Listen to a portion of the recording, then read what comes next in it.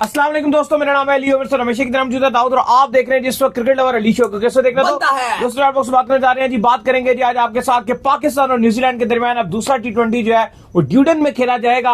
आज ये शेड्यूल है सुबह के टाइम पर, यानी कि अब कल ही होगा, जाहिर बात है 12 बजे के बाद है, तो सुबह 6:15 बजे की टाइमिंग है। क्या वेदर होने जा रहा है, क्या कहानी है? बिल्कुल बहुत बुरी खबर आ रही है, उस पर बात करेंगे खुशदिल शाह के हवाले से। फिजिकल हुए थे ये अपने फर्स्ट T20 के अंदर, उस पर फाइन हो गया। आकाश चोपड़ा ने साहिबजादा फरहान की बड़ी तारीफ की है। क्या कह रहे हैं साहिबजादा फरहान के हवाले से, उस हवाले से बात करेंगे। और PSL की सप्लीमेंट्री का जो ड्राफ्ट है उसके हवाले से भी बात होगी। तो अगर आप हमारे चैनल पर नए और पहली बार आए चैनल को आप सब्सक्राइब करें और साथ ही बेल हो जाएगा। तो बात का आगाज करते हैं नंबर 1 खबर के साथ जो हमारे पास आ रही है। तो सब जो नंबर 1 खबर आ रही है जी वो हमारे पास यही आ रही है कि पाकिस्तान और न्यूजीलैंड का जो मैच है कल ये खेला जाएगा, ड्यूडन में ये मैच खेला जाएगा। दाऊद साहब, आखिरी बार जब पाकिस्तान जो ड्यूडन में T20 खेला था तो वो पाकिस्तान के लिए जो डरावना ख्वाब बन गया था। फिन एलन ने अकेले ही फोड़ा था और फुर्सत से फोड़ा था उसने। 137 रन उसने किया था, जिसमें उसने 16 छक्के मारे थे, जिसमें शाहीन शाह अफरीदी को 4 ओवरों में 42 पड़ा था, हारिस रऊफ को 4 ओवरों के अंदर 60 रन पड़ा था। और पाकिस्तान बदले में जब चेज करने के लिए आया था तो पाकिस्तान ने 175 रन जो है वो बनाए थे, जिसमें बाबर आजम ने बड़ी अच्छी इनिंग खेली थी। मुझे अच्छी तरह याद है कि 28 बॉलों पे उन्होंने कोई 58 रन किए थे। रिजवान ने कोई मुनासिब से ही खेला था, वो इतना खास कुछ नहीं कर सके थे। लेकिन ड्यूडन में पाकिस्तान की कुटाई फिन एलन ने बहुत ज्यादा की थी, जिसका यह साफ मतलब है कि ड्यूडन की जो कंडीशन है वो जो पहला मैच खेला गया था उसकी कंडीशन से टोटली मुख्तलिफ हो सकती है, टोटली बैटिंग फ्रेंडली कंडीशन हो सकती है। लेकिन यहां पर थोड़ी बुरी खबर है। बुरी खबर यह है कि दाऊद, अगर बारिश ने इफेक्ट किया तो फिर मसला हो सकता है। देखिए बिल्कुल, कल पाकिस्तान का और न्यूजीलैंड का सेकंड T20 खेला जाना है। प्लेइंग 11 पे हम सुबह भी बात कर रहे थे। अभी तक भी जो हमारे पास अपडेट है वो ये कि 2 तब्दीलियां करने पर पाकिस्तान टीम गौर कर रही है। एक तो जहांदाद को बाहर किया जाएगा क्योंकि उनका कोई खास पेस भी नजर नहीं आया, और अगर उनसे थोड़ी बहुत बैटिंग करवानी है तो टीम मैनेजमेंट ये सोच रही है कि क्यों ना अब्बास आफरीदी को टीम में ट्राई किया जाए। और अब्बास आफरीदी को रेडी रहने को, तैयार रहने को कहा गया, तो कभी इम्कान यही है कि फिर जहांदाद को ही वो बाहर कर सकते हैं। वैसे शाहीन की भी कोई परफॉर्मेंस खास थी नहीं, मोहम्मद अली के अलावा अगर आप देखो तो शाहीन ने 4 ओवरों में 42 खाया, वहां पे फुर्सत से छक्के मारता था। जैसे सैफर्ड ने परसों मारा था, शाहीन के ऊपर अटैक किया था, इवन पहला ओवर ठीक गया था उनका, लेकिन उसके बाद जो उनकी कुटाई लगाई थी फुर्सत से उसने बैक फुट पे, फ्रंट फुट पे, हर तरह से निकल के ग्राउंड के चारों खानों में शाहीन शाह अफरीदी को छक्के और चौकों की बारिश की थी।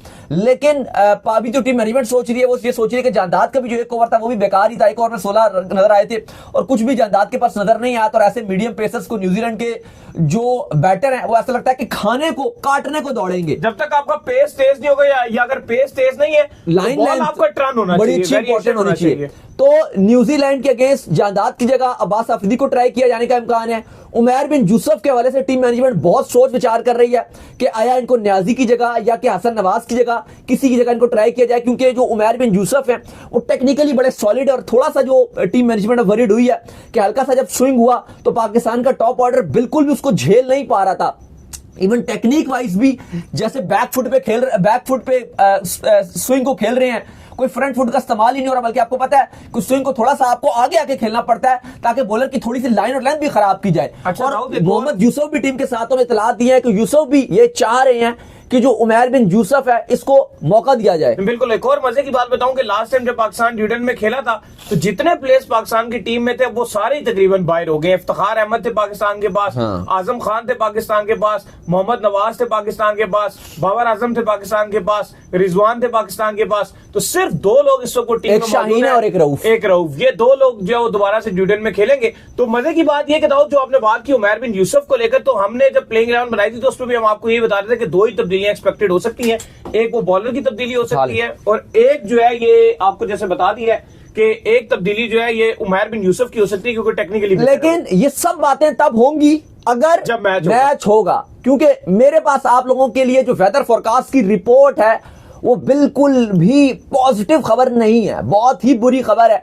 आपको पता है न्यूजीलैंड पाकिस्तान टाइम से 8 घंटे ऊपर है और खबर यह है कि सुबह से ही न्यूजीलैंड के टाइम के मुताबिक तकरीबन ये मैच तो दोपहर 2 बजे खेला जाना है, 2:15 बजे, लेकिन जो बारिश का सिलसिला है वो सुबह 6 बजे से ड्यूंडन में शुरू हो जाएगा। अभी भी हो रही है, लाइट रेन और हो रही है। हल्की बारिश लगी रहेगी, और वहां का जो ड्रेनेज सिस्टम है वो कोई इतना अच्छा नहीं है। ड्यूंडन का जंगल में छक्के मार ड्यूंडन का पास इतनी कोई फैसिलिटीज नहीं है, कोई इतना अच्छी फैसिलिटीज नहीं है कि इतनी जल्दी वो ग्राउंड को सुखा देंगे।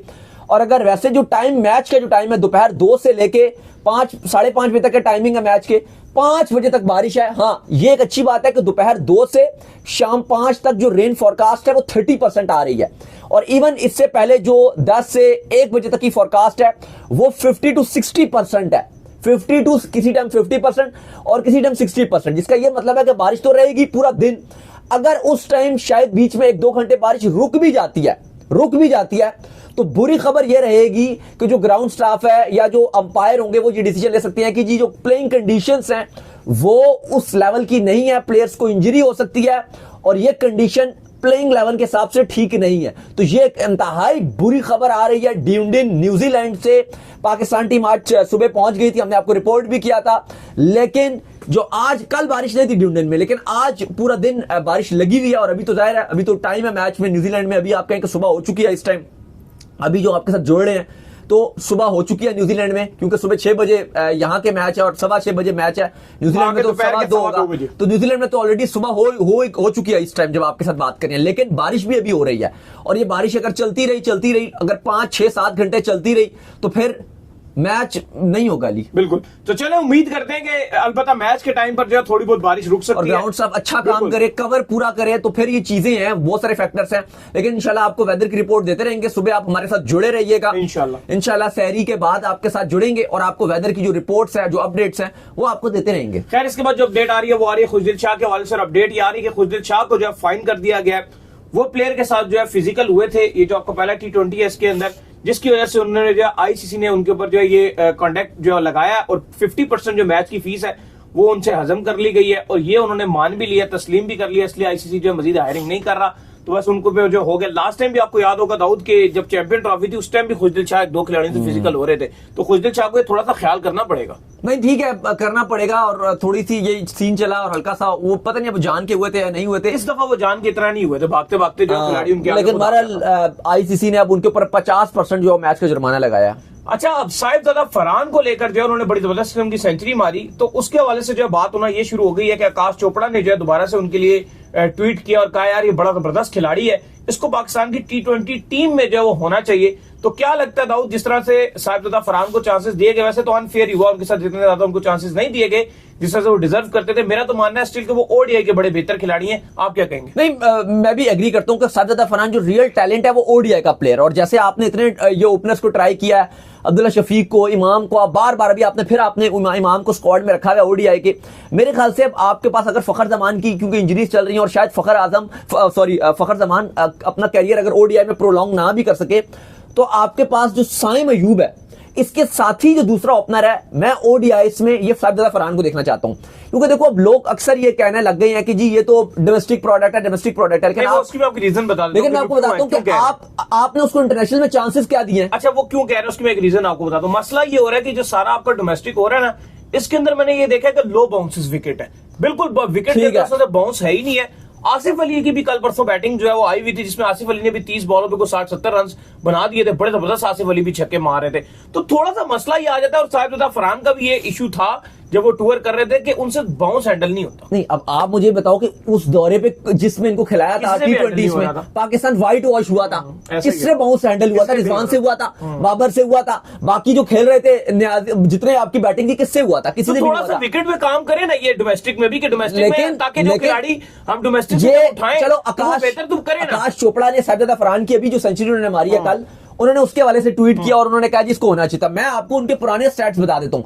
पिछले 3 साल से अगर आपके जो डोमेस्टिक का सबसे ज्यादा सीजनल परफॉर्मर है ना, तमाम फॉर्मेट में, T20 में, ओडीआई में और रेड बॉल में, इन तीनों फॉर्मेट्स में साहिबजादा फरहान ने रन बनाए। देखो अब जो भी आपको कि डोमेस्टिक का परफॉर्मर है, फलाना है, नहीं मैं साहिबजादा फरहान के खिलाफ नहीं, आपकी मैं बात नहीं कर रहा। मैं ना दाऊद इस डोमेस्टिक के स्ट्रक्चर के ठीक कह रहे हैं, जिस डोमेस्टिक स्ट्रक्चर से ये रन करके सारे खिलाड़ी ऊपर आते हैं ना, इंटरनेशनल परफॉर्म लेकिन अब आपने पिक इसी से ही की है ना, अब्दुल समद कहां पर हाँ, करा यहीं से है? pick अब्दुल किया समद यही इसी में से करके आया ना, यहीं अब्दुल से आया, समद। national हसन था। नवाज ने भी यही किया है, हाँ। वो कहां से आया? चलो हसन नवाज की मैचेस भी बड़े कम है, इस पर भी क्रिटिसाइज हो रहा है कि हसन नवाज के तो टोटल, हसन नवाज ने 50 मैच भी नहीं खेले हुए, 1000 रन भी नहीं है टोटल उसके फर्स्ट क्लास और लिस्ट ए के मैचेस को कंबाइन करते हो अब तो 25 मैच बनते हैं 1000 रन भी नहीं है बिल्कुल।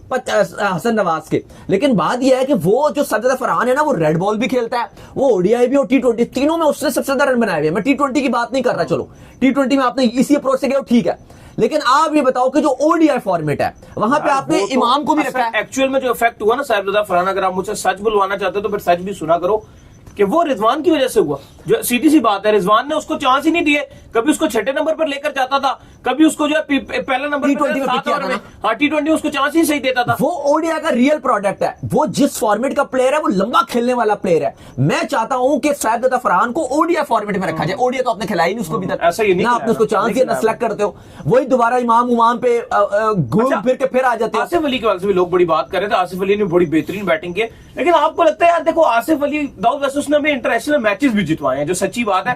टी20 में जो हमारा 2021 का वर्ल्ड कप था, वहां से अफगानिस्तान से उसने हमें मैच जितवाया, न्यूजीलैंड से उसने हमें मैच जितवाया, लेकिन उसको बड़ा गलत तरीके से निकाला गया टी20, बहुत गलत निकाला गया, जिसके ऊपर आपके जो स्टार्स बने फिरते हैं ना कि 2021 का टी20 वर्ल्ड कप हमारा बहुत खेले हम, बहुत अच्छा वर्ल्ड कप गया था। टीम में यूनिटी थी, टीम में इत्तेहाद था, टीम में पता नहीं क्या था, इत्तेहाद था, इकट्ठे सब कुछ तमन्ना करते थी, थे। पता नहीं क्या क्या था, टीम में प्यार था, मोहब्बत था।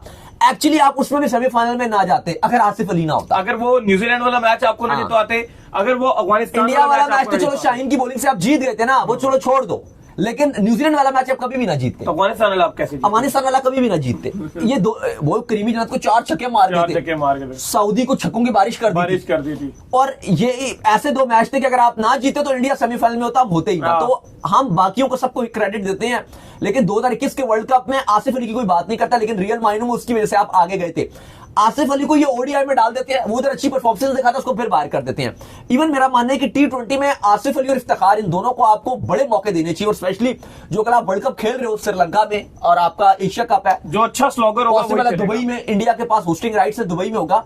इसमें अगर आप मुझसे पूछे, मैं तो इस टी20 वर्ल्ड कप टी20 फॉर्मेट की बात करूं, मैं आसिफ अली को और इफ्तिखार दोनों को स्क्वाड में रखूंगा। मैं तो रखूं बेस्ट स्क्वाड, अगर आपने बनाना है मैं दोनों को रखूं बिल्कुल। लेकिन अली साहब, ये जो साहिबजादा फरहान की हम बात कर रहे थे, आकाश चोपड़ा ने बोला है कि इसको टीम में टी20 टीम में होना चाहिए था। देखो एक आधा प्लेयर रख सकते थे जो थोड़ा सा गेम को चला भी सके, स्विंग को हैंडल भी कर सके, लेकिन मैं अभी फिर समझता हूं कि साहिबजादा फरहान के साथ ज्यादती हुई है। ओडीआई में ना चांस देके ये इमाम और अब्दुल्ला शफीक दोनों को रखा गया। चलो अब्दुल्ला फिर भी टैलेंटेड, हमें पता है 3-0 लिए हैं साउथ अफ्रीका के अगेंस्ट, आप रख सकते थे, लेकिन मैं अब चाहता हूं कि साहिबजादा फरहान को थोड़ा पाकिस्तान लॉन्ग टर्म चांस, जैसे बात हो रही है ना कि 2 साल 3 साल चांस दिया जाए, क्योंकि उसने अपना पोटेंशियल शो किया। अब आप उसको एक आध फेलियर भी होता है, आप चांस दो। अभी तक आपने साहिबजादा फरहान को प्रॉपर चांस नहीं दिया। ये जो पिछला आपका दौरा है न्यूजीलैंड था, इसमें आपने उसको चांस दिया, एक पे 6 पे खिलाया, एक पे 7 नंबर पे खिलाया, ठीक है, उसमें भी उसने 2-3 शॉट मारे। फिर ऑस्ट्रेलिया के अगेंस्ट 7 ओवर का मैच था बारिश वाला, वहां पे आपने उसको ओपन कराया, जिसमें उसने 2 पुल पे स्पेंसर जॉनसन की 150 केपीएच में से 2 चौके मारे। बिल्कुल ऐसा ही है। फिर उसके बाद आपने उसको 1 डाउन पे कर दिया। अगले टी20 में आपने बाबर रिजवान ने उसको 1 डाउन कर दिया, वहां पे वो फ्लॉप हुआ, और फिर उसके बाद उसको बाहर कर दिया। ऑस्ट्रेलिया में सभी फ्लॉप हो गए, सभी फ्लॉप थे, रन ही नहीं बन रहा था, उसके बाद आपने उसको बाहर कर दिया। तो ये आपने साहिबजादा फरहान को ट्रीट किया है। इवन अभी भी वो रन बना रहा है, डोमेस्टिक में रन बना रहा है, रेड बॉल में बना रहा है, तो आपको उसको चांस देना चाहिए। आकाश चोपड़ा से मैं एग्री करूंगा। बिल्कुल। इसके बाद जो अपडेट आ रही है वो आ रही है पीएसएल के हवाले से, सप्लीमेंट्री ड्राफ्ट को लेकर अपडेट आ रही है। क्या अपडेट है भाई सप्लीमेंट्री? देखिए बिल्कुल जी, काफी टीम्स ने अपने सप्लीमेंट्री ड्राफ्ट में प्लेयर्स पिक किया, कोई खास बड़े नाम तो थे नहीं, वो बिल्कुल ही बचे कुछ प्लेयर्स के नाम थे जिनको किया गया। लेकिन बड़ी खबर यह कि पेशावर ज़ल्मी ने जो कॉर्बन बोश की रिप्लेसमेंट थी, आपको पता है वो आईपीएल में चूंकि चले गए, उन्होंने साइन कर लिया मुंबई को, तो उनकी रिप्लेसमेंट के तौर पे सप्लीमेंट्री कैटेगरी में ऑस्ट्रेलिया के ऑलराउंडर जो 23 साल ऑलराउंडर हैं मिचेल ऑन, इनको जो है वो पिक कर लिया पेशावर ज़ल्मी ने, और ये बोश को रिप्लेस करने जा रहे हैं। तो उम्मीद करते हैं आज हमारे शो आपको आएगा। स्नैप वीडियो को लाइक कीजिए, हमारे चैनल को सब्सक्राइब कीजिए, साथ में बेल आइकन को बजाइए, एक और कर लीजिए, और वो ये कर लीजिए इंस्टाग्राम के ऊपर आप जाइए, फॉलो कीजिए। इंस्टाग्राम पे मुझे फॉलो कर लीजिए, वहां पे मैं मौजूद हूं, दाऊद क्रिकेट के नेम से। अगर आपको सवाल हो तो भेजिएगा, उनको भी फॉलो कीजिए। मुझे फॉलो कीजिए ऑफिशियल के नाम से, लिंक डिस्क्रिप्शन में मौजूद है। नेक्स्ट वीडियो तब तक के लिए अल्लाह हाफिज़। ख्याल रखिएगा।